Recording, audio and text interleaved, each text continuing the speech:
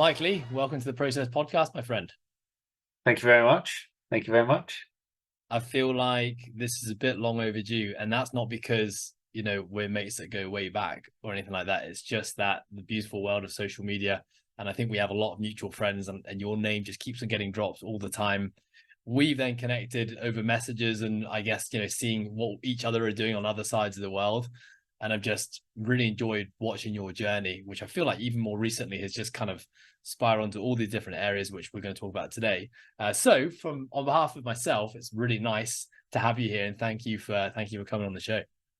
No, thanks for having me. It was great to receive your message. When I saw it, I was like, "Yep, definitely doing that." Don't know what he wants to talk about, but I'll happily jump on that.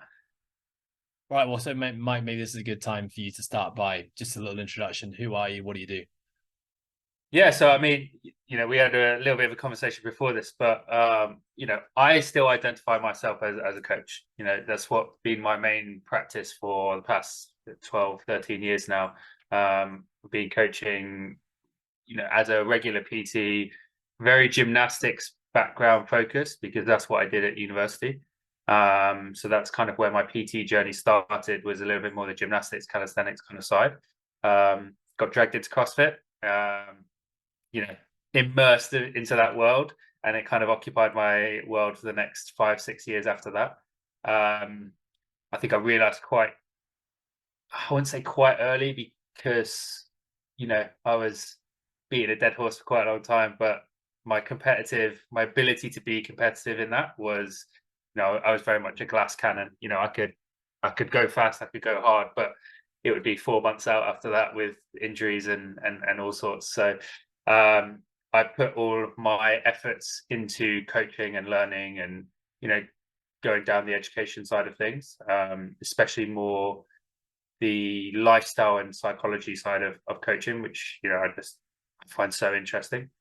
And then I guess more recently, so in the past year, I set up two new businesses. I set up Lifted Design, which is a gym and wellness space design business. So I have that with my business partner, James, who already had an existing business, and he asked me to come on board to kind of help out. I said, sure, but we're doing it outside of the UK because you already have your thing here in the UK. And I want to go, bigger with it.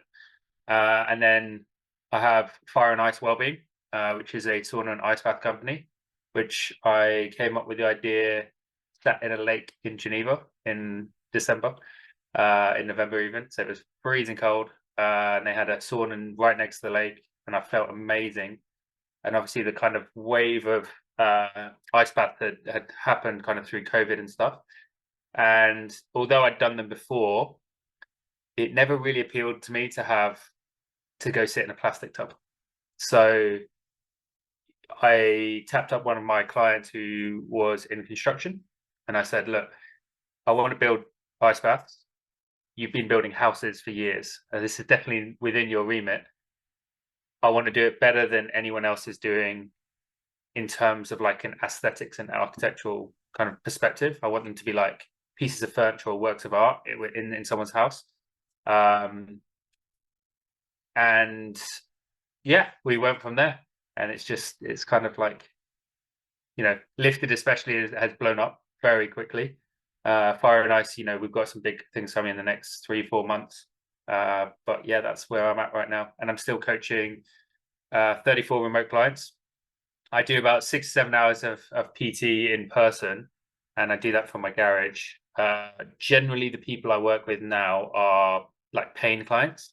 So they've had back pain, they've experienced like some sort of trauma, and they're just wanting to restore quality of life. So those are the kind of people that I work with in person. Remote clients tend to be more like the athletes and, people who are a little bit more self-sufficient. I mean, I know coaching that many athletes alone and doing that amount of, face-to-face personal training is already a handful. Yeah. I guess my first question is, and there's two parts to this question. Number one is like, how do you balance your time? And where Sure. where do you choose to put your energy and time and resources into on a daily or weekly basis? And then the second part is, what was the motivation? Why did you diverge away from coaching? Why did you go into these other aspects of business, which I feel like have a bit of like a design architectural background in both lifted and fire and ice? So Yeah. maybe we'll start the second one. What was the motivation to venture out and start getting into these other businesses?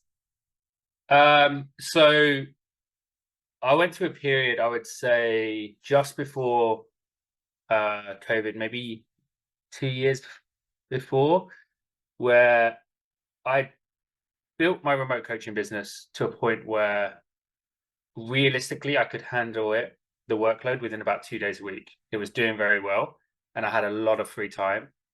And it was something that I was striving for because I wanted to travel. And I think, there was a defining month for me. There was a September, I think it was 2019, perhaps, where maybe 2020. I went to Hawaii, went to North Carolina, went to Dubai, Seattle, and Italy in the space of 5 weeks. And I think I earned £400 less than if I'd stayed in London. Mm. And I was like, I feel like I've done it. I've done what I set out to do. This is sustainable. I could work from wherever I wanted to work. I'd effectively achieved, what a lot of remote coaches want to achieve, that work-life balance.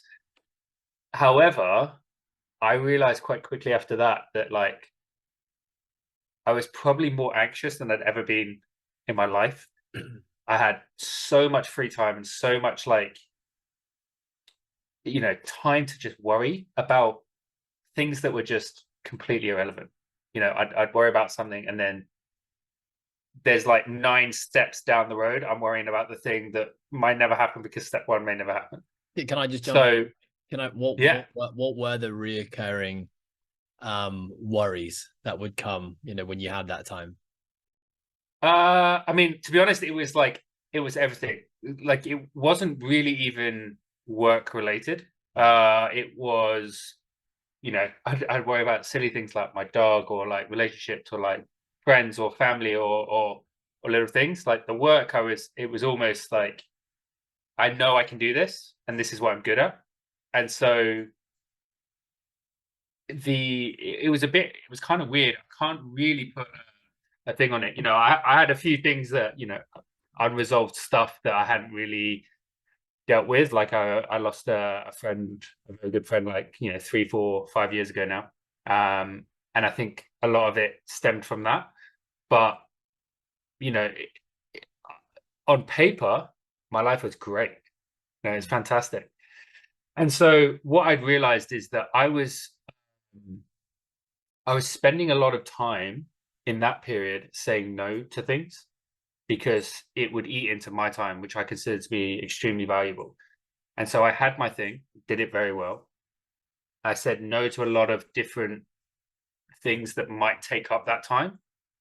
And I kind of realized I'd got to the point where it didn't matter what the opportunity was. I was like dead headstrong about saying no to things. So really, I was like, I have a group of guys that I speak to once a month that we talk to each other about business problems and personal problems and stuff like that. And I just said, you know what I'm going to try is I'm going to just try starting saying yes to like everything and just see what comes out of it, because this no thing is clearly not working for me. Like, I'm a bit of an anxious mess. Like, business wise is fine, but so I started saying yes to everything. And my business partner in Lifted had asked me many years ago to come on board, and I'd said no because I'll be honest and then say I'm not very good at working for other people. I'm very much like, I like to be, the captain of my own ship. And all I could envision myself at that point in his business was driving up and down the M1 to clients' houses for 3 hours in the car, and I wouldn't be able to stand it. Especially not knowing that it wasn't truly mine. So when he approached me, I think it was the second or third time, I'd sent him 4 or 5 of my clients' houses to design in the UK. I said, look, you've designed a few of their places that are their holiday homes. I've got quite a lot of clients in Saudi. I've got quite a few other clients around the world as well. We're going to set up another business. We'll go 50-50 on it, and it'll be everything outside of the UK. And I think he was quite skeptical because he had no contacts outside the UK. But I said, just like, this is what I'm good at. Is like, I'm good with the people. I'm good with the, the psychology side, the relationship side. So I started speaking to some of my Saudi clients, and I said, look, I know you're happy with what we did in London. How do you feel about us coming to do it in Saudi? So they kind of gave us a shot. I think my specialty within our company is like listening to what it is they enjoy in life, not necessarily the gym. So, my business partner and I work really, really well in the sense that he's not a big small talker. He wants to like draw pretty pictures and do design stuff, and I'm that's not necessarily me. But I will sit and I will speak about, what their interests are, whether it's watches, whether it's cars, whether it's family, whether it's animals, whether it's political situations. Like, find out what really matters to them, and then try and incorporate a small amount of that into the gym. Because a lot of these people are people who they like the gym, but they're not CrossFitters. Their life isn't the gym. So the space has to be designed around something that makes them feel like, oh, this is a really cool place to be in, as well as a place to like, do work and train. So my first project was one of my clients in Saudi, and she loves her cars. So I said to my business partner, I was like, I know this sounds crazy, but why don't we match all of the metal in the gym to the outside of her car, and all of the leather in the interior to the inside of her car. And I was like, can we even do that? That's like, can we do this? And he said, you know what, look, we'll give it a try. I mean, we've got to go find out if Bentley will give us up their RAL codes and the stitching and stuff. And we did it. And the amount of money I think it was to customize it was something like £1,000. On a 70,000-80,000 pound project, but it made such a huge difference to her and how personal it was to her. And it was like the attention to detail is kind of what makes the gyms very unique to that person. Mike, can I ask, how did you go from having your coaching business set up in a way that you could travel and essentially work just 2 days, figuring out, basically getting to a point where you feel like it sounded like you had too much time, that the time and space was creating, unhealthy thoughts, or maybe actually healthy thoughts, maybe actually, actually gave you the space to actually dig into things that you hadn't been able to dig in because you've just been so busy for so long. And then you go on this quest of saying yes to everything. So was one of the things you said yes to the fact that this guy had asked you so many times to go into business with him, and you eventually just said, yeah, all right, let's do it? Yeah. And it was, I think embracing that yes kind of attitude would be like, let's do the best thing we can for this client. I don't know if it's possible, but we'll figure out a way. Right? Let's go figure out how to do this mad thing that like no one's done, and go from there. Sorry, Mike, but had you always had an interest in design, or is that something that's got nothing to do with your makeup and your history, and you just thought, you know what? I guess another question is, this guy who wanted to go in business with you, why did he keep on asking you to go into business with him?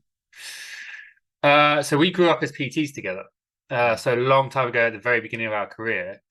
And I think within that fitness first, there was an enormous amount of trainers, but there was a handful of like successful trainers.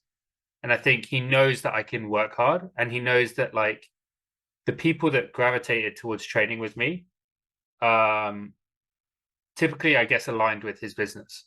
So, I think it was the fact that I had sent him a number of different clients already without really asking for anything back. It's just like, here's some people, go do a great job with them. I don't need any kickback or anything like that. So yeah, I think that started, but I think I've always appreciated design, like especially like architectural spaces. And I think, you know, I ran CrossFit London for 2 years as well, and we created a really cool looking space. And I remember like the faces of people when they went from like a really horrible, dingy looking CrossFit London to like a brand new like space that was just kind of state of the art, and the difference that makes to people. The difference, like it feels like the environment. And I think as CrossFitters, we sometimes forget that now it needs to be more than a rectangular box with equipment in. Like that works for the people who are like hella invested in their CrossFit or their health and fitness. But some of the best CrossFit boxes that I've visited are they just look cool. Yeah. There's a couple in Hawaii where I was like, what makes this space? I'm like, it's the huge outdoor space looking out onto the green and the mountains. It's not actually like all of the equipment is rusty, right? But like what makes the space is what's out there. Solus, New York, Yeah. has that wooden wall that is just like you see the wooden wall, and no matter where you are in the CrossFit world, it's CrossFit Solus. So I think I've always had that appreciation, and I like creating stuff that's not been done. And I think from the strength and conditioning perspective, from the gym design, and this is where I think we've done well for ourselves, is a lot of equipment companies can design you a gym, but it's going to be based around their equipment. So we will design a gym based on the best in class equipment for your budget. So whilst a lot of techno gyms cardio range is very integrated, like the apps work really well together, and they invest a huge amount of money into building the best cardio equipment. One, they're quite expensive, and two, their strength and conditioning range isn't necessarily like a Lake's, right? And so we will build a gym based on, right, you got a Lake this. If you want a treadmill and the budget is techno gyms level, you want to spend 20 grand on a treadmill, there you go. If you've got space outdoors where you can run, think about what else you could do with that 20 grand. You can build a lot of strength and conditioning equipment for 20 grand. So it's like, we'll meet the client where they're at, but we'll also, sometimes they've got preconceived ideas of what they're supposed to have based on what potentially other people have. So they might go, I need a full techno gym. And I'm like, that's like £300,000 in your home gym. And you're like, and they're like, oh, okay. So I'm like, this is what we would do. Comes down to like 110 or £80,000. This is what it will roughly look like. And we have a great architectural team and CGI team who can help visualize some spaces. And I think when people see the CGIs of what we've created, I think that's when they're bought in, because they're like, wow, this looks completely real. And this is what would actually be in my house or my commercial gym space. I mean, I can resonate a lot with the CrossFit gym story. I remember we first came around to designing Coastal Fitness the very first time in 2013. The only CrossFit gyms we had really ever experienced was like the rustic box, right? Like as minimal as possible, no air cons, no shower facilities. I always just think of it as like a squash court with a fan in the corner, and then there's just like barbells and weight plates and rowers. And when it came to talking about how we wanted to create Coastal, we actually thought that that's what we had to do. Yeah, we were under the impression that, well, people only want to do CrossFit because it's rustic and bare bones, and therefore if we put air cons and showers, and no one's going to want to come. I thankfully had one of my colleagues, one of my coaches at the time, convinced me to say, no, that's definitely not the way it needs to be. And I would say that we were kind of one of the first people here in Hong Kong to say, like, let's think outside the box. And it was the best decision ever. But I guess, like, asking you, if you were to say that, what are what are some of the consistencies? And I'd like to keep this around the CrossFit gym space, if you don't mind. But the consistencies that you guys are thinking about with regards to, when you have this opportunity to design a CrossFit space, what are some of the consistencies that are always that you guys boxes that you guys are always ticking? And in the same, I guess, in the same breath, like what are the mistakes aesthetically and design wise that CrossFit gyms often overlook? Yeah, so yeah, like it's important to just address the fact that most CrossFit memberships are expensive relative to regular gyms. Mm-hmm. So, however, they often put a priority on the training facilities and think of like the other facilities as an afterthought. Whereas your pure gyms, your fitness first, they're at the bare minimum, they're going to have good showers, toilets, that kind of facilities. So if you've just whacked almost like a glorified porta cabin on the side of your gym, and someone's turning up and they're paying 240 £260 a month for your membership, it immediately is like, okay, well, I turned up here for the training, because generally people don't walk into a CrossFit gym if they're not interested in some form of training. But it can certainly turn away when you've got maybe like 1 or 2 bathrooms for a 200, 300 person gym. So one of the things that we tend to look at is like the flow of the room. Like, where are people coming in? Where are they weighted? Because they're keynotes. Like, you have a few people who are late, but you also have people who are like 40 minutes early to their class.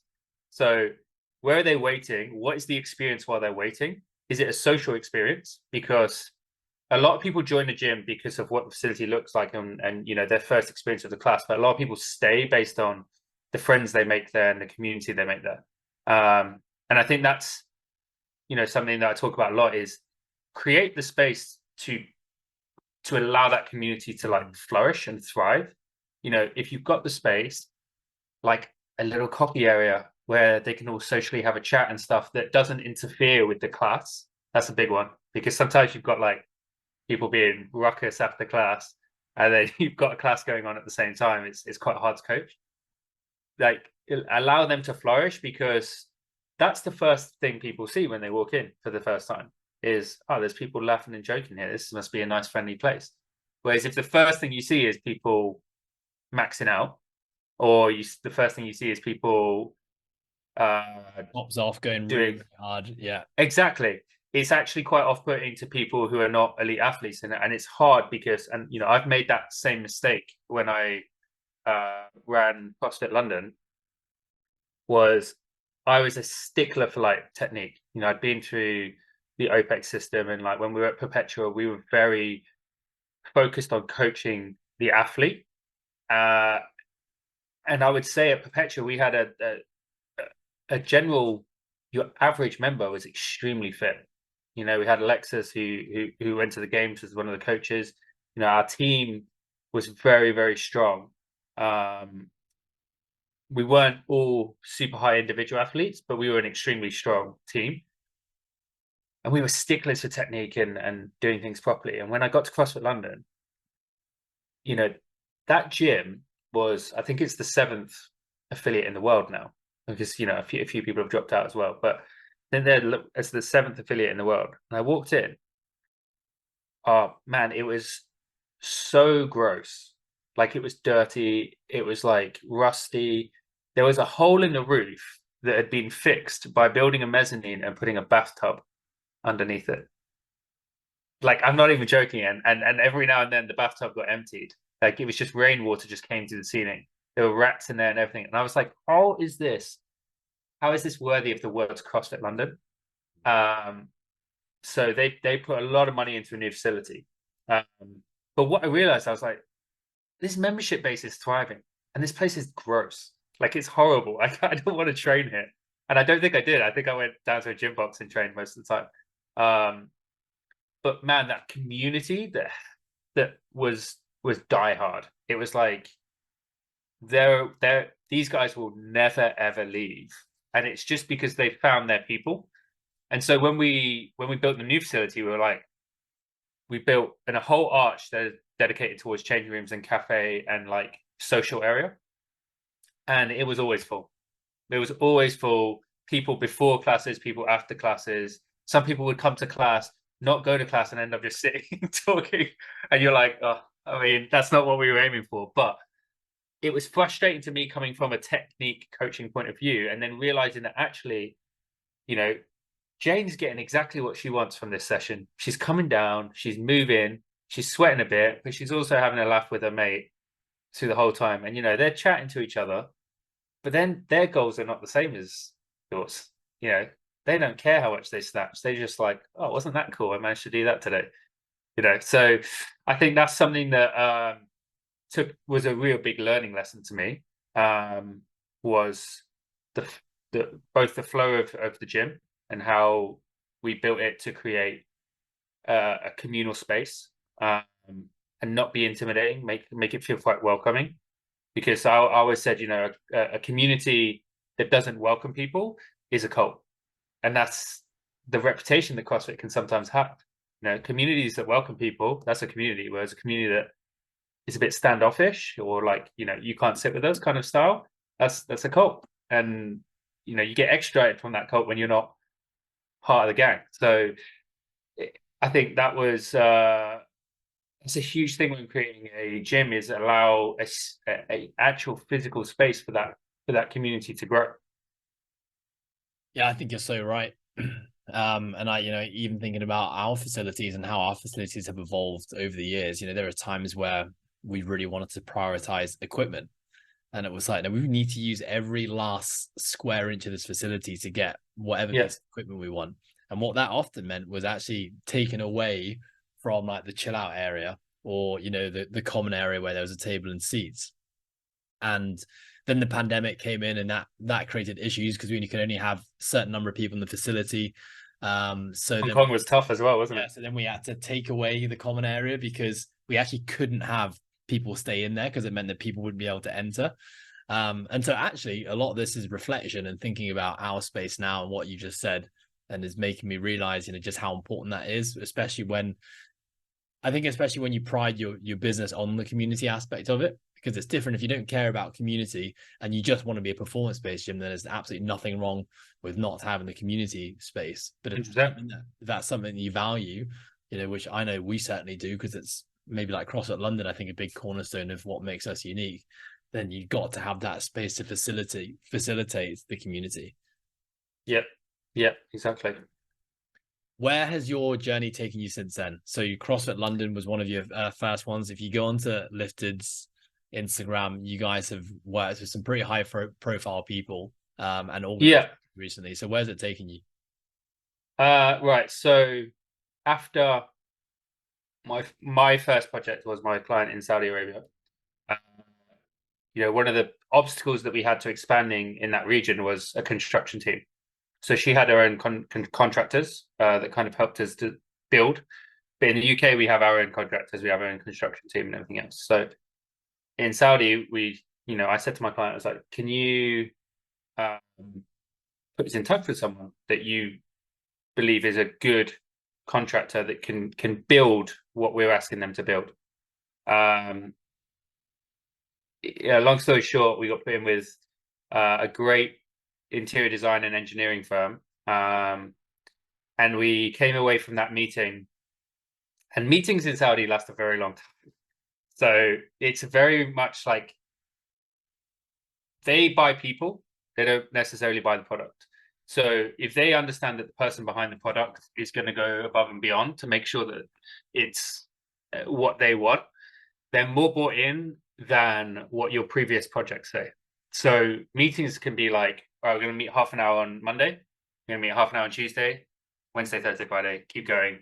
And eventually on day 5, you might actually talk about something business. So it's quite, it's very, very different, especially to an American style, where, I've learned about their family, their cats, their dogs, their favorite food, everything else in 4 days.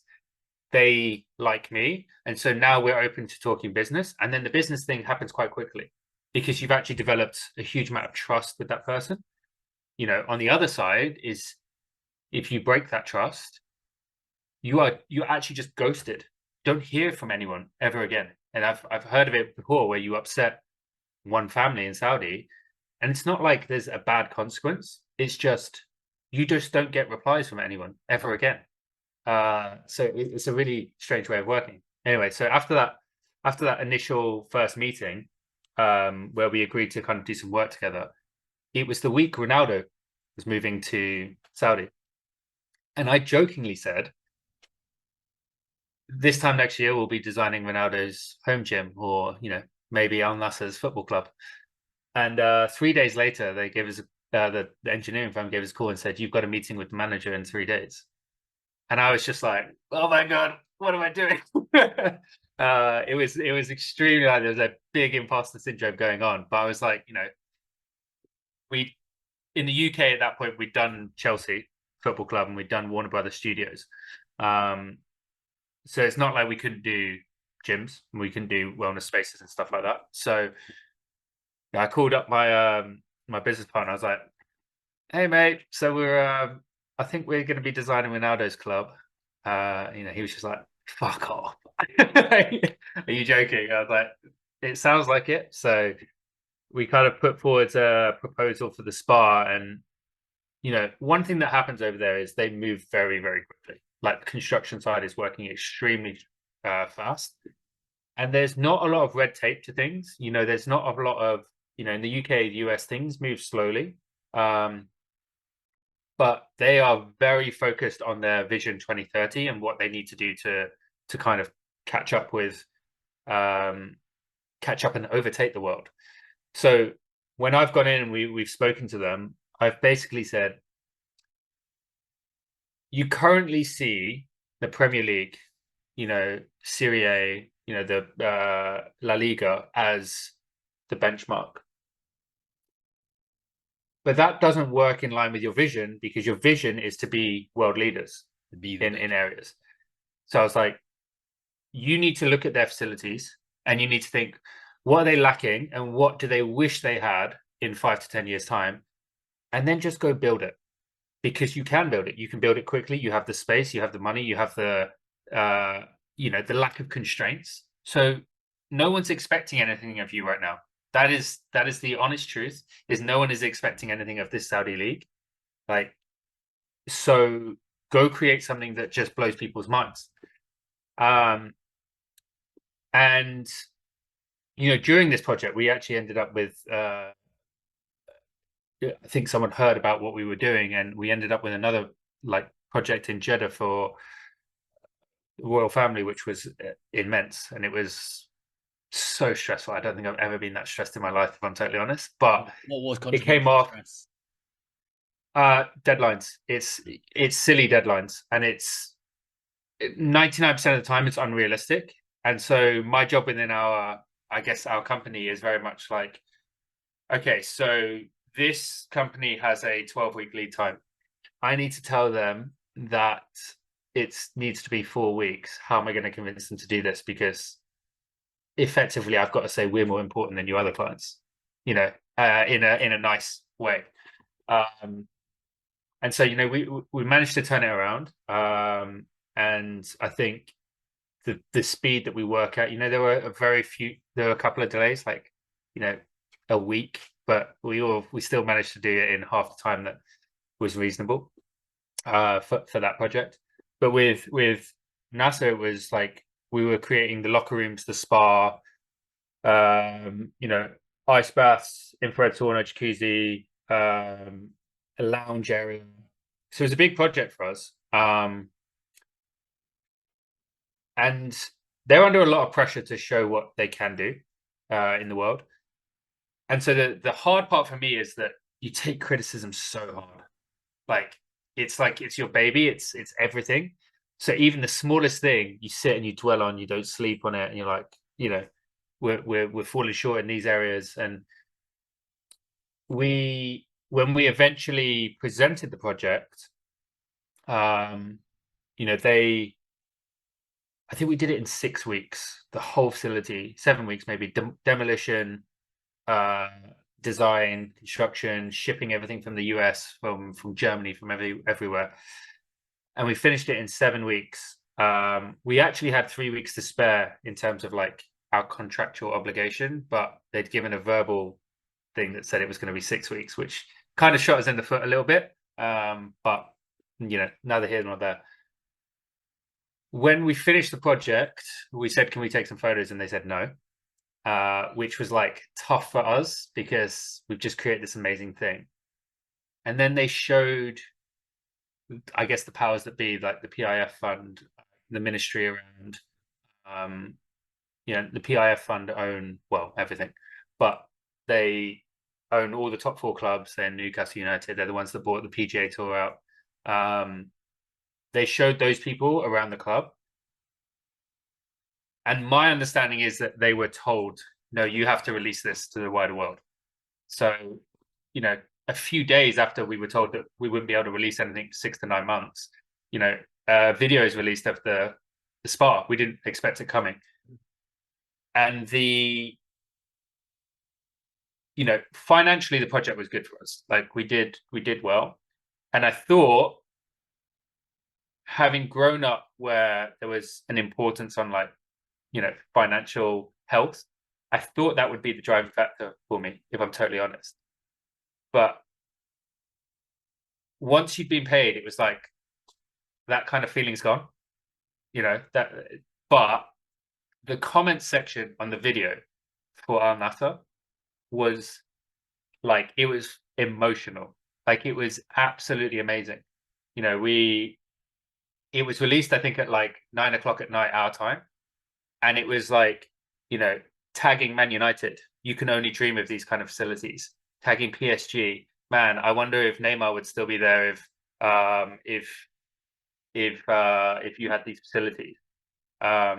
So can you still hear me?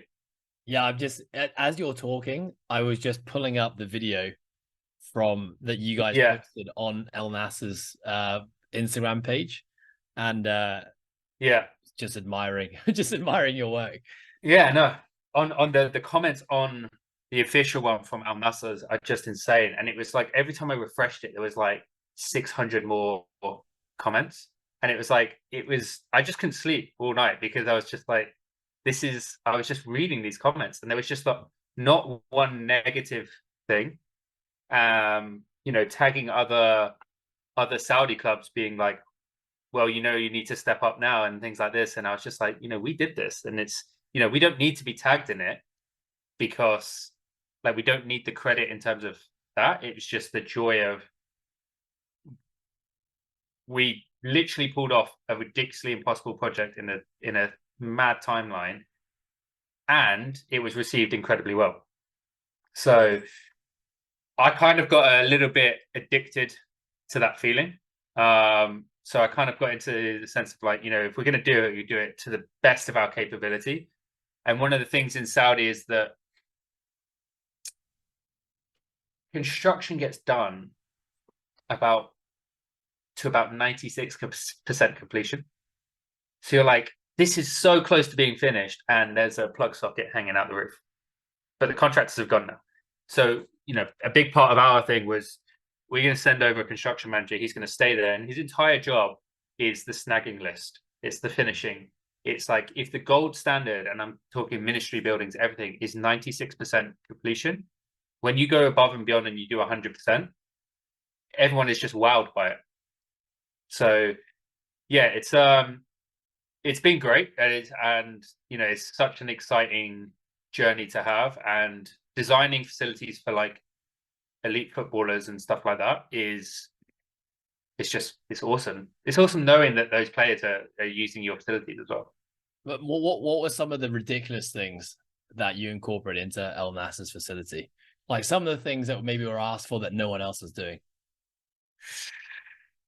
I mean, look, timelines are the main thing, but it would be like, we'd build a wall as per the tunnel. I'll tell you what, the player tunnel was the big one. Is they added the player tunnel with about 3 weeks to go on the project, and they said, can you design a player tunnel for us? And so, I can't show you what they were before, but it wasn't great. And we sent them a new one, which you can see in the video, and we sent them a CGI. No dimensions, nothing to work from, no elevations, no plan of where electrical and stuff were going. We sent them the CGI. 20 minutes later, they just started knocking down walls. And I was like, what? We've literally just sent you a CGI. They're like, it's good. We can figure it out. And you're like, oh my God. Like, this could go so disastrously. I don't know what's behind that wall. I don't know what's like, you've just started knocking it through. Things like we turn up on site and you're thinking, right, steel toe cap boots, high vis vests, and there's like a guy like holding on an AC unit with like one hand in sandals, with a circular saw. And you're like, this has such high potential to go so dramatically wrong, but somehow this is all coming together and it's all pulling off. And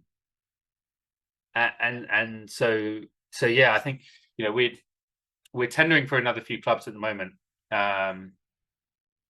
and it's generally timeframes that are insane. And you think about where the equipment comes from, whether it's Black Box, whether it's Leico, whether it's G80, Watson, wherever it's coming quite a long way.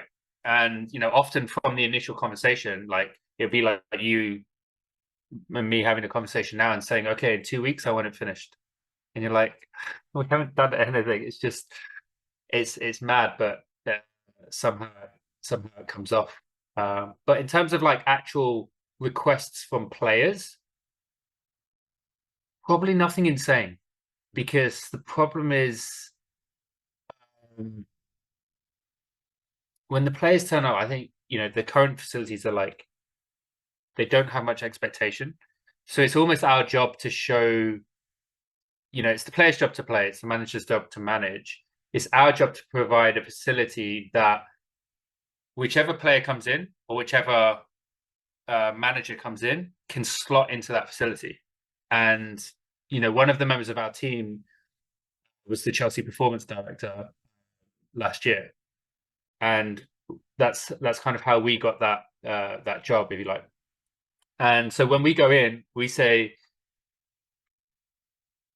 there's a high chance that some of these players are going to leave and some of these managers are going to leave. So let's not build a facility based on what they want, because they may not be here in 2-3 years. And that's not looking at it negatively. That's just players move.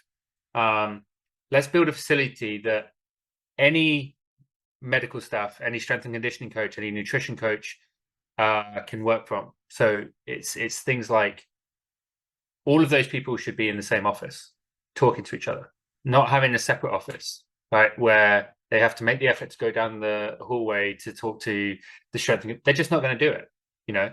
Like make life easy for the players, like changing rooms, spa, not over the road, that kind of stuff.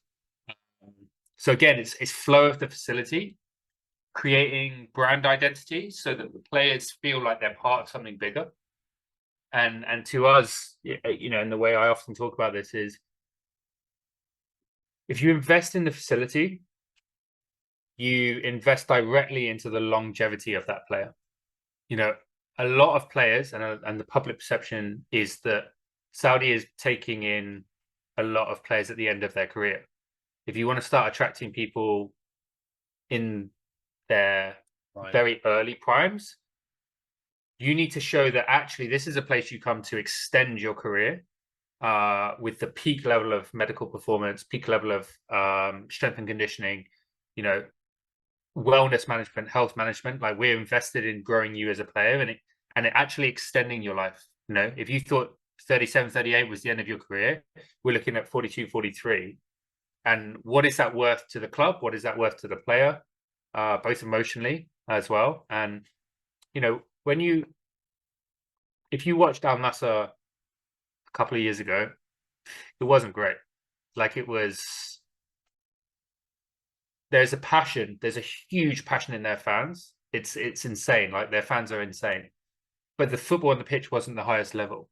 Now, if you look at it in the past few weeks, it's like Barcelona tiki-taka. It's like, it's the level that they have stepped up, and especially that club is really quite impressive, the speed at which they've done it. And it's forced all of the local Saudi players to step up big time.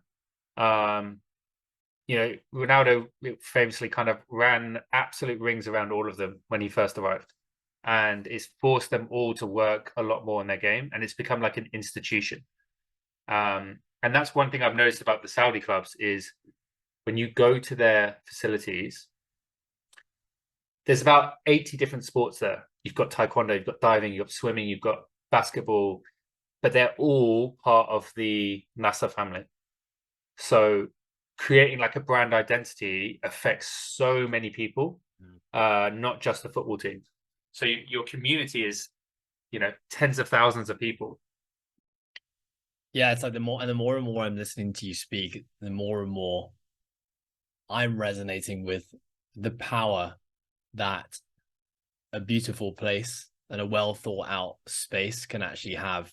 I think in offices, there's been this movement probably since the pandemic in, making office spaces lighter, thinking about people's circadian rhythms, getting plants in there. And I think that's been a very big movement in probably like the corporate space for the last few years. And probably would say that the gym space, especially in the CrossFit world, is probably a little bit behind on that. When I think when you look at, functional training spaces and commercial gyms, you're seeing some like just work of art. It's like they genuinely look like pieces of art now.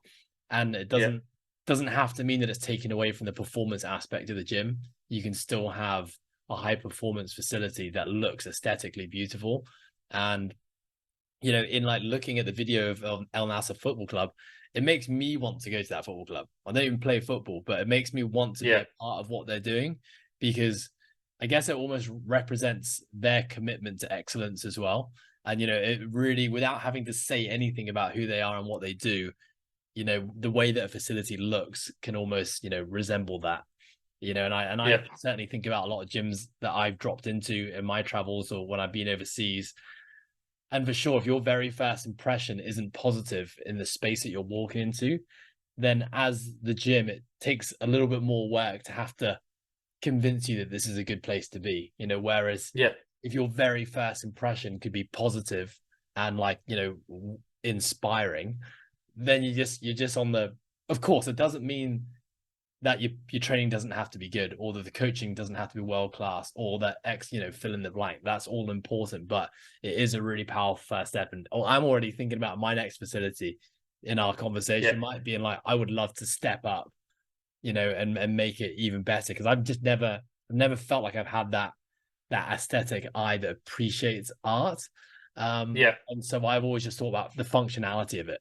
Right, like let's just make it as functional as possible, use as much space as possible, and never really thought about the design process. I'm lucky that I have a team of people who value that and always say, no, I think you should think about it. But in just hearing you speak about it and the impact that you've had on the businesses you work with has made me appreciate a lot more.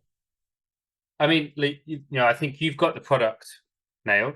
Like you are one of the best coaches in the world, and obviously, like with Coastal, it's got a reputation for being a great place.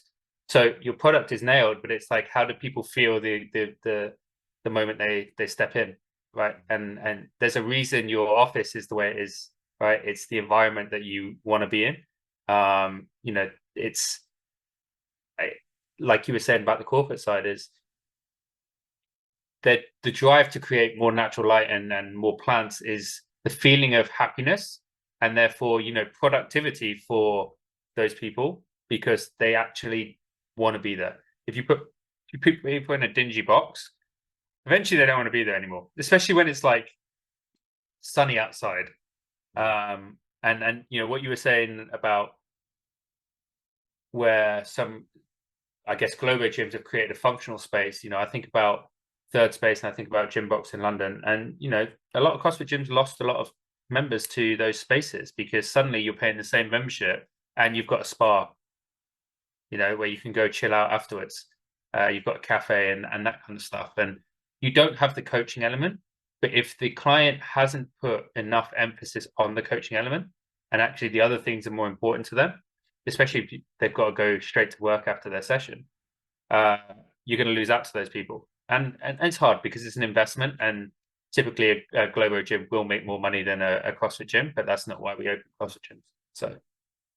Yeah, I love it. I think another thing that I resonated with a lot, which was, you're talking about the Saudi way of business, which you've experienced so far, which is, the emphasis on I love it. the relationship over the skill set. And I think that's an amazing thing. I think it's, Yeah, I always say it to our team is, no one cares how much you know until they know how much you care. And 100%. I love the idea behind that, that the majority of time from your side as well as their side is spent on building a relationship. And then, once you've earned that trust, you develop that trust, then, you'll do anything. The business is just not even something that factors in. Exactly. Yeah, exactly. And I think the care side of things is something that we tried to adopt a lot when we were at Perpetua, uh, back in the day. That was a huge part for me, is that understanding where people are on their journey, because it could be, you may never even have started at that step, you know? Like the day I walked into a CrossFit gym, I could do 15 ring muscle ups because I'd done gymnastics, you know? So I've never experienced, or I can't remember experiencing what it was like to walk into a CrossFit gym and do one ring muscle ups. So it takes a lot of like empathy and understanding and time to resonate with that person who's coming in for the first time. And that's actually why I like doing new stuff. And me and you were talking about golf and stuff before, but I'd started boxing, and man, I suck. Like my feet are glued to the floor. I've spent so many years weightlifting and not moving my feet too much and being a stable base. And it's like, okay, I need you on your toes. I'm like, I don't do on my toes. I never do on my toes. So I've got power and stuff, but man, I'm like a tin man. So I really enjoy. I'm really enjoying being a newbie at something, Yeah. because I'm getting humbled every single time I do this. It's like I'm having to learn something new. I'm having to genuinely concentrate. Whereas you'll probably feel the same. Is you can demo pretty much any movement in CrossFit now without a warm up. You can do it, and you can explain to it, and you can even talk through it while you're doing it because it's so subconscious. But that is the complete opposite of 99% of people that walk into your gym for the first time. Yeah, I always think about it. As humans, we crave complexity and challenge, and Yeah, maybe not everyone, but I think a vast majority of us do. And I guess going back to what you're talking about with golf, which we were chatting about before, it's like, I feel like, with rugby, I reached a point where it was like, okay, I want the next challenge. And then I've gone deep into this CrossFit journey. And I'm still a big part of what's kept me so attached to CrossFit for so long is the fact that you never really master it, right? And there's always so many yeah, elements and aspects to it. And that's why I applaud, programmers at the top, bringing in new elements to the sport, because for me, I love that it's challenging me to have to do things that, like it's no longer just about a single under and a double under anymore. It's a crossover, yeah, double and a crossover. And it extends your longevity in the sport, even if you don't even want to do the sport. Even if you just love the training methodology, right? Because it's like, yeah, there's only so many thrusters and pull-ups and deadlifts and front squats that I can yeah. do before I'm craving something else. And I mean, I wish they'd brought in the mega complex gymnastics at the beginning, because I might have actually got somewhere. yeah, Like my problem was always just genuinely not being fit enough. Whereas the skill element, I could pretty much do everything. So the more weird handstand variations and hanging variations they do, the more I'm like, oh, maybe I could make a comeback. Mike, do you see with lifted now taking off, and fire and ice being something that's obviously doing well as well? Do you see yourself ever moving away from coaching and going into these other aspects, or do you like the fact that you got so much variety with your work? I'm selective about who I take on now. I think I have less time for someone who needs a lot of attention. And I'm more than happy to kind of say to someone, I can help you, but your time and money is probably better invested in this person. So I'll pass them on to someone else, or you need more time in person, which I don't have at the moment. And I do it in a way that it's not like I don't have time for you. I just simply don't have time that you need. So the people that I tend to take on now, they're usually proficient in 90% of the movements. we might still be looking at, main muscle ups, or we might be looking at some form of like injury. And I think the care element now comes naturally. And so like when I talk to someone at the beginning, I do spend more time talking to them about how their daily life and their work and everything else interacts with their training. It's not completely separate in any means.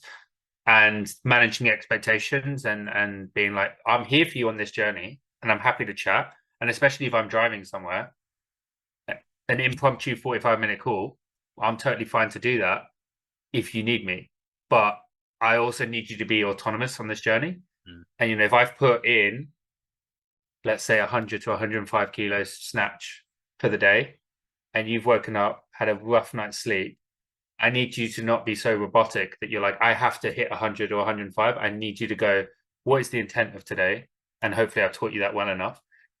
I'm going to go hit 80 today, tick some boxes and move on with my week. And I think that's what a lot of people struggle with still, especially very like data process driven people, is they just don't get that terrible night's sleep or the baby or whatever is directly affecting whether they're going to be able to hit that lift. So, live to fight another day. It's not, training is never linear. It's all over the place. And as long as, over a period of a year, your general progress is up, then don't worry about the 4 or 5 weeks of chaos in the middle of it. Yeah, I couldn't agree more with It keeps me sane. It keeps me sane, to be honest, because like the lift stuff is like, it's great, it's interesting, but it can be mega stressful. And actually, like when I go back to programming and when I go back to like having conversations with clients and building relationships, and even just if it's in my garage, I'm conscious that when I hang up this call, I'll probably have 45, 50 messages related to lifted, fire and ice, that kind of stuff. So when I go to a coaching, like coaching for an hour on in my garage, like with a client, it's just nice. It's actually a break from everything else. And I'm good enough at what I do in that I can just go, well, I'm going to switch off, focus on this client, and it's almost like meditation. Like weirdly, and you're back in your coaching flow. Yeah, it's funny you say that. I think over the last few years, I have definitely made a bit of a shift away from the coaching floor and more towards, working with the process programming and coaching lots of people on there and coaching coaches and coaching business owners.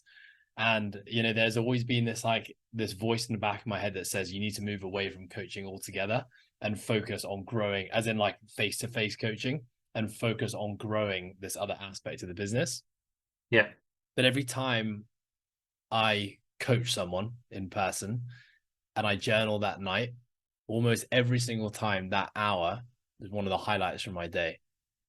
And so, there's this like tug of war, which is, focus on the priorities of what the business needs and where you need to put your time into for the success of everyone in your team and everyone that you're serving, but also don't let go of the things that really bring you joy and happiness and fulfillment, which is actually spending an hour with someone, and that's a relationship you built up over the years and coaching them and helping them. And I can resonate.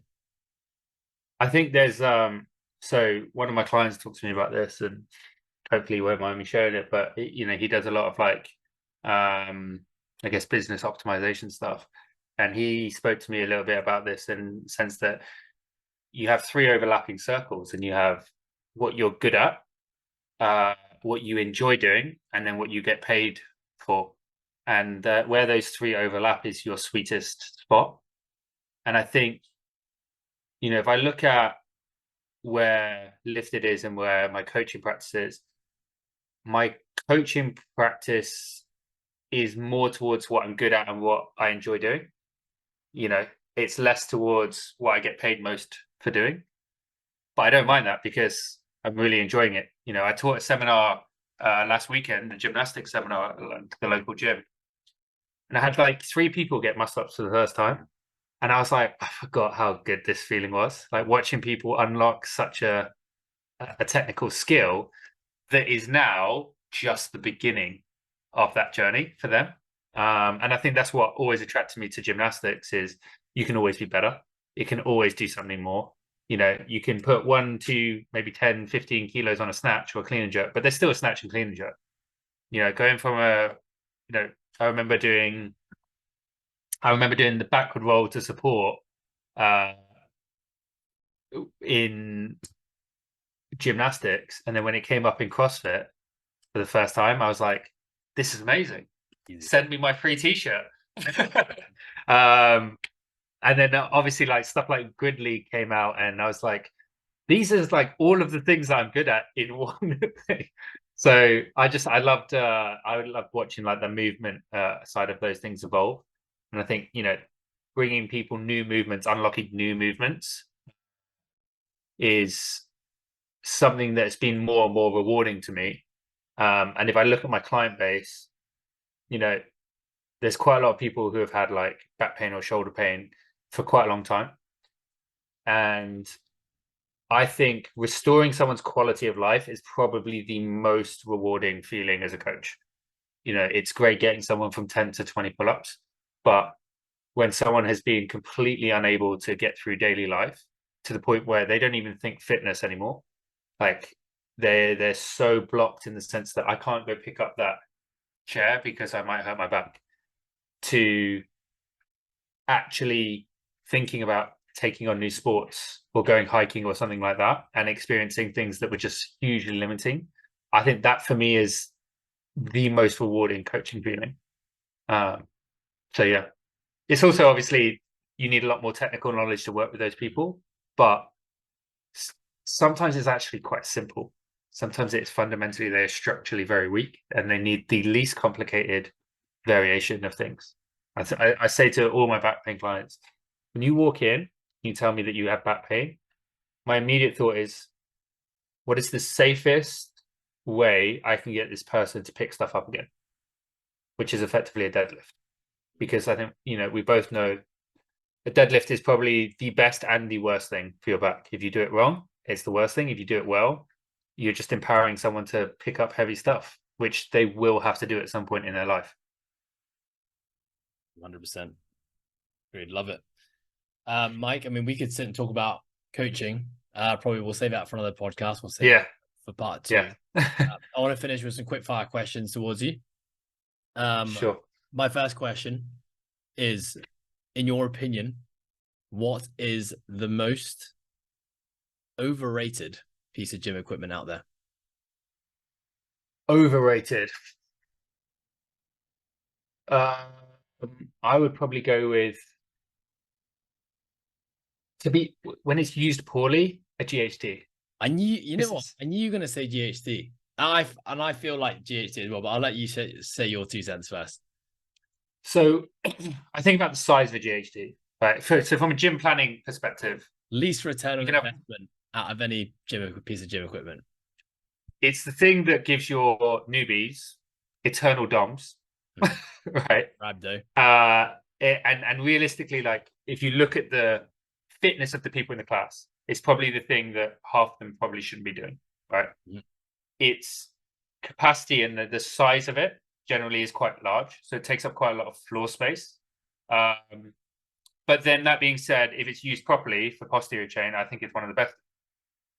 But we typically don't use them in a CrossFit sense for that. So it depends on how you use them. Yeah. But that was my immediate, when you said quick fire question, that was my immediate thing. Yeah. And then I was like, should I say that? No, I would agree. Okay, so then in the same breath, what is the most underrated piece of gym equipment?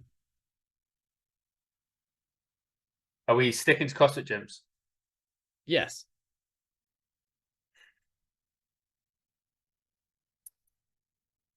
Can I go with exercise? Go for it. So I would say some form of assisted, like Nordic hamstring curl. Mm-hmm. So whether you did that as a partner or whether you did that on an actual assisted Nordic hamstring, which is quite a big piece of equipment, but I think it trains that posterior chain in a way that is exceptional.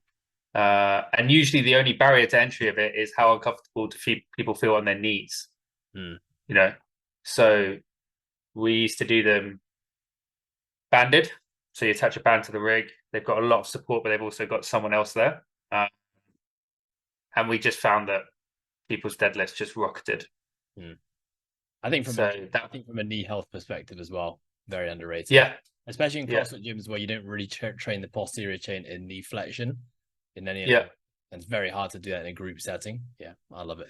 And the reason that came to mind is obviously we putting an assisted Nordic hamstring curl in a lot of facilities at the moment, more from like a isometric hold perspective and running, and we do a lot of running and we do a lot of bounding, and so in CrossFit. So that would be my thing. Okay, our last question, which is a tradition on the podcast, is describe your perfect day. Okay, so if my discipline is high, it is get up, coffee, train. So I will generally have some sort of form of oats or berries or something quite light before I train. Ideally, I'm back before like 9-10. I've got morning clients or calls, dog walk, ideally in the forest if I've got time. So we're definitely talking perfect day here because I don't always have time. But my forest is very close to me, and I find it quite easy to switch off into forest because the sound's gone, it's nature. Towards the latter part of the day, which is sometimes more controversial, infrared sauna, ice bath. It's a good meal. And some form of light socializing. Yeah, because I feel empowered coming away from just even like a conversation like this. I'll come away from it and I'll feel good, like some sort of intellectual conversation as well. But my fiance will tell you I'm quite like small doses. Try and duck out of a night out, or if we're on a big night out, I'm definitely one who will not say bye to people because I am just so worried about everyone going, no, you gotta stay. So I'll just be like, say bye to one person and just leave. I mean, exactly the same, but I actually love that. Like, a part of what I enjoy about leaving a night out is the fact that I'm not going to say goodbye to anyone. And then turn your phone on silent and just watch the messages and calls come in. One of the most enjoyable things that I love doing night out. Can I ask you, Mike? It sounds like when you just talked about your perfect day, it sounds like it wasn't too dissimilar to what your day looks like now. No, it's not. If I'm totally honest, a lot of my day with the sauna stuff is quite reactive. So I could have nothing in my calendar tomorrow, and it is a completely hectic day. But I think this was part of the building the process around more of what I want to do, rather than what I feel like I need to do.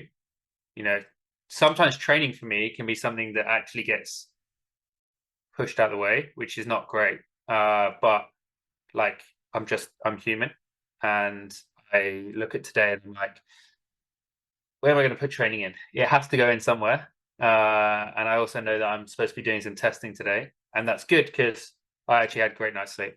Sleep is one of the big things I try and heavily prioritize. Like 9 hours for me is, even 6, I'm half a person. I'm a very, very grumpy person without sleep or food.